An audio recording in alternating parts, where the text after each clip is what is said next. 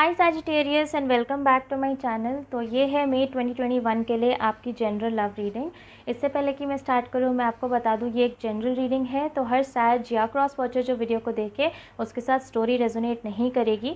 जितना भी पार्ट आपके साथ रेजोनेट करता है वो आप रख लेना, जो नहीं करता उसे छोड़ देना।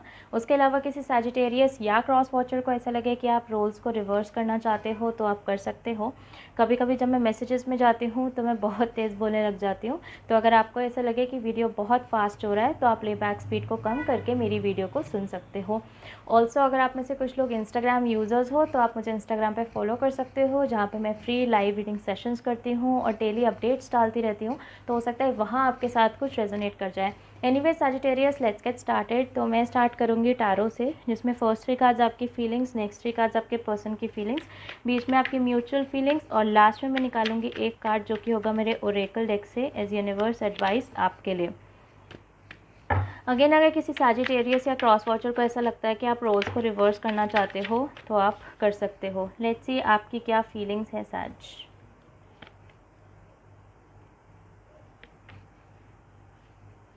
ओके, आपके पर्सन की feelings.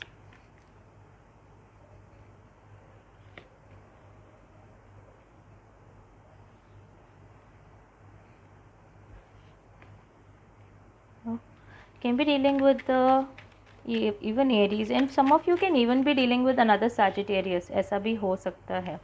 Can even be dealing with a Capricorn for that matter।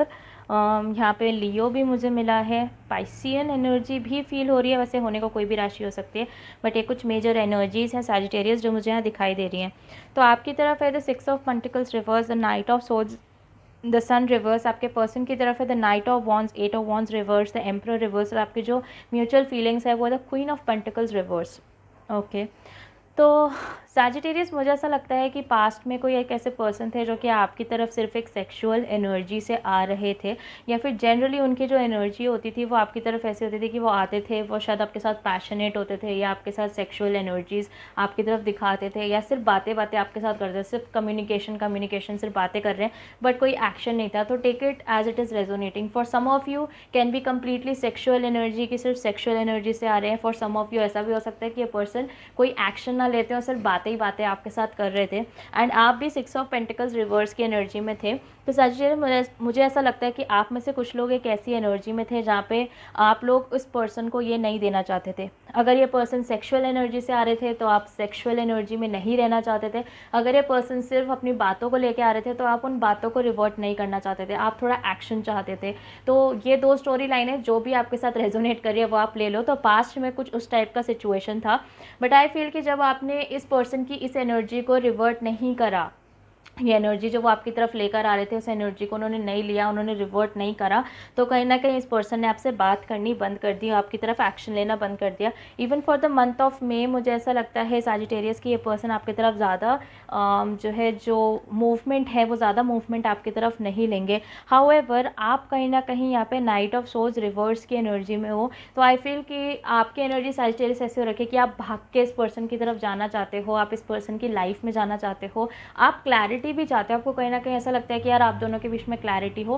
For some reason I also feel कि आप में से कुछ लोगों को हो सकता है सिंक्रोनिसिटीज़ दिखाई दे रही हो, लाइक 11-11 एंड 1-2-1-2 या 1-1-1-2-2-2 ऐसी चीज़ें आपको दिखाई दे रही हो, जिसकी वजह से आपके अंदर एक अर्ज बन रही है कि वंशिका हमको तो भाग के जाना है इस पर्सन के पास, हमको रिकन्सिलिएशन चाहिए।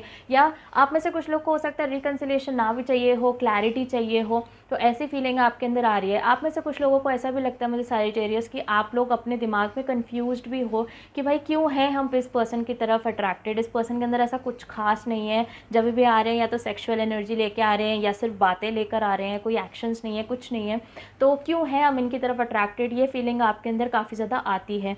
जहाँ तक रही म्यूचुअल फीलिंग की बात, तो म्यूचुअल फीलिंग में भी है मेरे पास the queen of pentacles reverse, जिसके साथ मुझे ऐसा लगता है हाँ कि आप तो डेफिनेटली सैजिटेरियस यहाँ पे स्टेबल फील नहीं कर रहे हो, because I will be very honest, आप में से कुछ लोगों के लिए जहाँ पे ये है कि जो आपके पार्टनर हैं वो सिर्फ एक सेक्सुअल एनर्जी आपकी तरफ लेकर आते हैं, या हमेशा सेक्स रिलेटेड बातें या इंटीमेसी के बारे में बातें करते रहते हैं। आप में से कुछ लोग इवन उस चीज़ को गिव इन भी करना चाहते हो। अब आप लोग चाहते हो कि भाई ठीक है, ऐसे ही ठीक है, हमको कनेक्शन ही तो रखना है। कुछ उस टाइप की एनर्जीज भी हैं। ऑब्वियसली सबके अंदर नहीं है तो मुझे कॉमेंट सेक्शन में गालियाँ मत देना, बट येस, एक दो लोग कुछ ऐसे हैं जो कि उस कैटेगरी में जा रहे हैं जहाँ पे उनको ऐसा लगता है कि ठीक है, अगर वो सेक्सुअल एनर्जी से भी आते हैं तो हम वो भी देने के लिए तैयार है, ओनली बिकॉज हम इस पर्सन के साथ रहना चाहते हैं।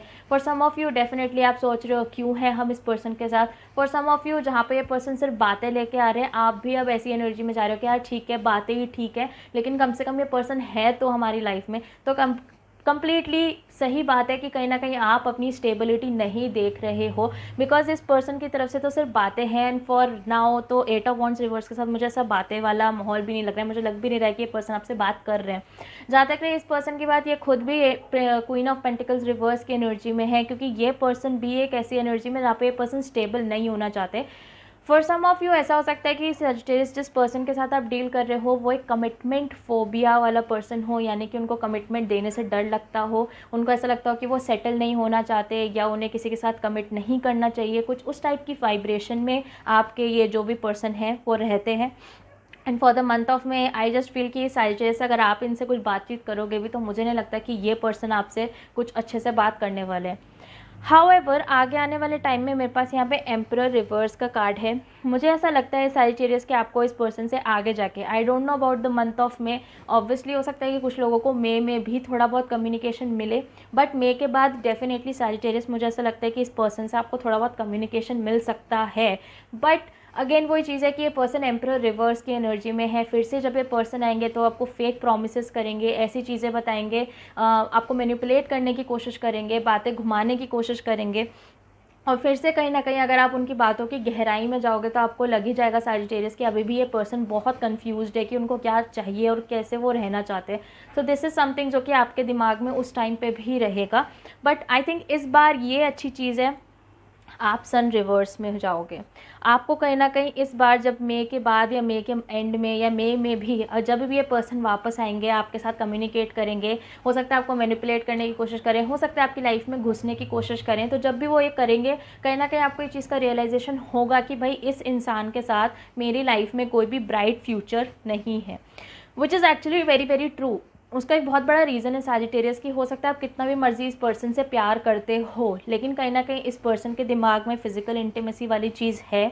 और दूसरी चीज़ ये है कि इस पर्सन को कमिटमेंट देने से डर लगता है। तो अगर फिज़िकल इंटीमेसी वाली चीज़ नहीं भी होगी और इस पर्सन के मन में आपके लिए फीलिंग्स भी हैं, फिर भी आप कमिटमेंट एक्सपेक्ट ना ही करो इस पर्सन से तो अच्छा है।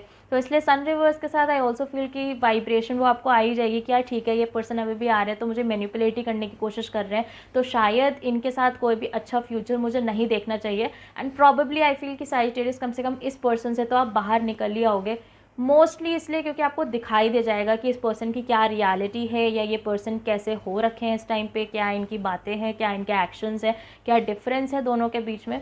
So this is actually a good thing.